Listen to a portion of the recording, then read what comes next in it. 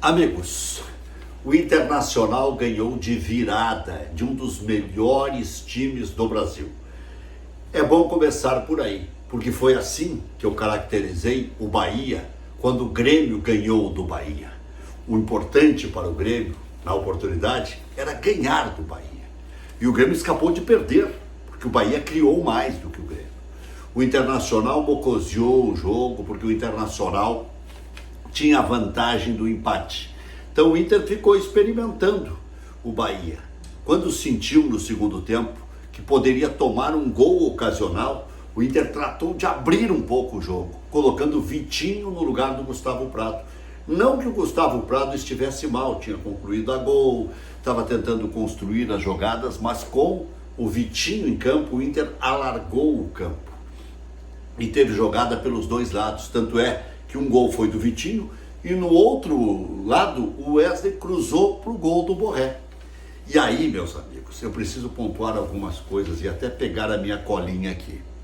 Então, de virada, com energia de Paulo Paixão, que botou em campo dois jogadores que vinham baleados. O Vitinho, que tinha jogado um pouco contra o Sport Recife, e o Borré, que poderia ter jogado contra o Sport, mas inteligentemente ficou em Porto Alegre, se preparando para o bem maior que era o jogo contra o Bahia.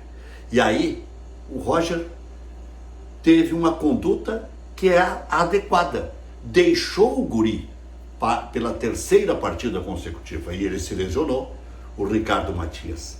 A mensagem está dada: comportamento fora e dentro de campo.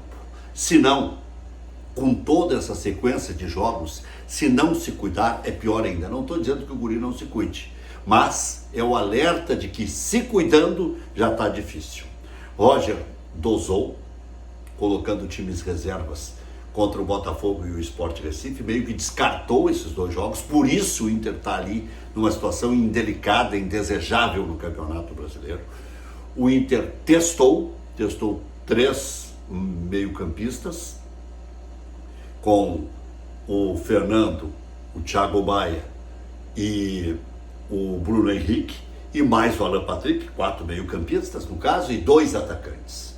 Testou o 4-2-3-1, com um volante de ofício, Fernando, um segundo homem, Bruno Henrique, depois entrou o Thiago Maia, tudo dentro da lógica, com o Gustavo Prado de um lado, o Wesley do outro, Borré de centroavante. Depois entrou o Vitinho no lugar do Gustavo Prado, mantendo a ideia de ganhar o jogo, mesmo podendo empatar. Tomou o gol, foi para cima e virou. E virou por quê? Porque tinha bala na agulha, porque tinha os jogadores certos dentro de campo.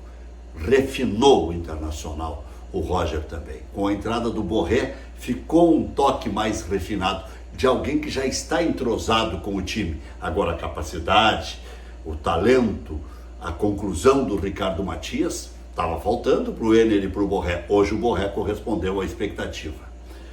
Ousou colocando o Vitinho porque poderia empatar. Bom, o jogo foi razoável, mas o Inter teve destaques individuais. Aguirre muito bem, Juninho muito bem, Bernabé muito bem, Fernando, Borré e Vitinho. O que o Inter precisa contratar? Se fala tanto. Um homem com mais energia no meio campo, um segundo homem. Mas aí tem Ronaldo, aí tem Diego Rosa, o Inter contratou. Se contratou errado, são outros 500. Depois eu vou entrar nesse quesito de quais as contratações que foram feitas e quais os jogadores que o Inter terá de volta, mostrando que não precisa contratar. O presidente tem razão nas reclamações. Todo mundo teve mais ou menos a mesma coisa de jogadores lesionados, tanto que eu homenageei o Paixão no segundo gol do Internacional, porque estavam muito para cima do velho. Mas o presidente, nas críticas e no ataque e nas comparações e na ênfase que dava, podia ter deixado para depois. Primeiro tinha que ter celebrado a vitória do Internacional e podia ter deixado também o D'Alessandro dar a entrevista, porque ele é o funcionário pago pelo clube, mas o presidente também, se quiser falar, tem direito a falar. E, pelo que me consta, o Bisol estava na Alemanha. Roger tem razão. Inter e Nacional, muita gente fez catástrofe. Que coisa, que fiasco. Quem pegar o meu comentário daquele dia vai ver o que eu falei. Vai ouvir o que eu falei e ver. Peguem a data e olhem aí. Empate com sabor de vitória. Arrancada extraordinária no segundo tempo. Reação espetacular com aquele gol do Alan Patrick de falta que deixou o Inter no jogo naquela partida contra o Nacional. E aqui era pau Pereira. Assim como alguns queriam fazer crise depois que o Inter ganhou do Nacional no Uruguai por 2-0. Então, o Bahia fez 3 pontos contra o Nacional, o Inter fez 4.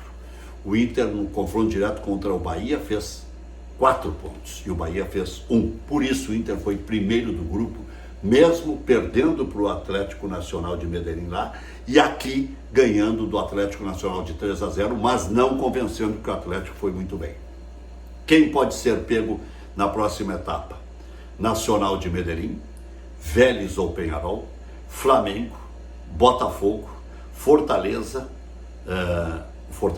ou Bucaramanga, ou Racing, Cerro Porteño, Libertad, são só adversários fumeta. O Inter tem como contratações agora Rocher, Bruno Gomes, Mercado, Ener Valencia, Ricardo Matias, Carboneiro e Vitor Gabriel. Não é pouco. Mesmo que saia um que outro, se fala na possibilidade de sair o Vitão, eu não vejo necessidade de contratar. E mais, acho que contratar demais acaba atrapalhando. E também não se deve projetar muito esse negócio de depois da parada, porque todos terão parada. E os que o Inter já contratou esse ano: Bernabé, porque ficou e foi caro; Romero, Oscar Romero; Thiago Maia, porque ficou, que o Inter queria repassar para o Santos; Carboneiro; Vitor Gabriel, porque ficou, que era do Sport e ainda é; Diego Rosa, Vitinho, Kaique Rocha, Juninho, Ramon, Ronaldo e Henrique, lateral do Guarani. Todos têm custo. E agora vem também Alain Benítez do Cerro Porteño, é o que se fala a boca pequena. Então, não precisa contratar. Os empresários estão ávidos em colocar jogadores. Se tiver um excelente meio-campista, um Caio Alexandre, o Jean Lucas, ainda vá lá. O Inter não tem dinheiro e os que estão aí já quebram bem o galho. Se contratar, vai classificar? Não é assim que se classifica, é jogando bola.